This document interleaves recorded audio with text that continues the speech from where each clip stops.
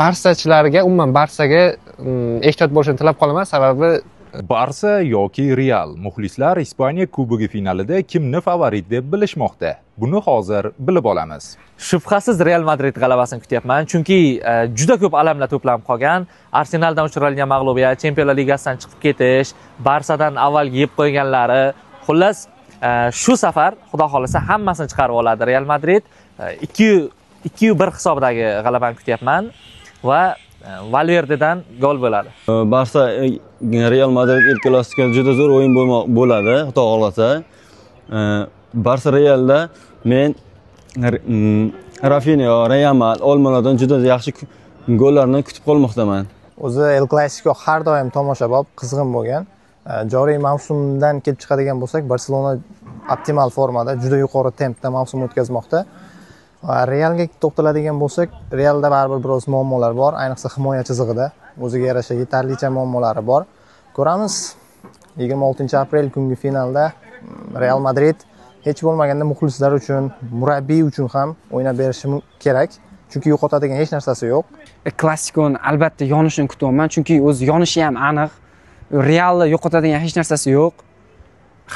Deyarli hamma turnirni boy berilmoqda Real uchun. Barsa esa treble uchun birinchi harakat, albatta bu Copa del Rey hisoblanadi. Barsa yutishiga ishonaman. Bu safar oldingi klassikolardagi o'sha yirik, ya'ni Barsani ustunligi bo'lmaydi deb o'ylayman. Bu safar tengma-teng raqobat ko'ramiz deb o'ylayman. xolis fikr bildirmoqchiman. Ushbu o'yindan men aniq va tiniq Realda g'alabasini kutmoqdaman. Nega? Sababi to'g'ri tan olishimiz kerak. Barsa haqiqatda Jaydar tilda aytganda yondirmoqda. Har tomondan, rostdan ham, pastdan ham, ustdan ham yondirib kelmoqda. Lekin mening shaxsiy fikrimcha Barsa qancha yondirganman, lekin yakunda baribir Real yutadi deb o'ylayman va bu o'yindan kami 3 ta gol kutyapman. Sababi Realda alam bor. Mag'lubiyatlar ko'p bo'ldi. Endi eshitganlarimdan kelib chiqib aytyapman va Barsachilarga, umuman Barsaga ehtiyot bo'lishni tilab qolaman, sababi Realning jami to'plangan g'azabi ularga qaratiladi va Barselona shunchaki yo'ldan chetga chiqarib yuboriladi deb o'ylayman. Bu oxirgi mavsumlar ichida menimcha eng muhim, menimcha 5 mavsumni Messi yoki Ronaldo ketgandan keyin eng qiziqarli El Clasico bo'lishi kutilyapti. Birinchidan final, ikkinchidan bu La Ligani ham Chempionlar Ligini xalqqa berishi katta ehtimol bilan bo'lishi mumkin. Chunki jamoalarning psixologiyasi shu o'yinga qaratilib turibdi.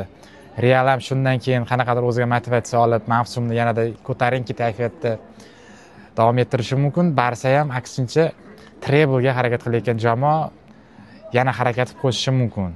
26-aprel kuni bo'lib o'tadigan El Clasicoda Barselonani g'alabasini kutyapman. Oxirgi o'yinlarga qaraganda Real Madrid Barselonaga qarshilik ko'rsata olmaydi.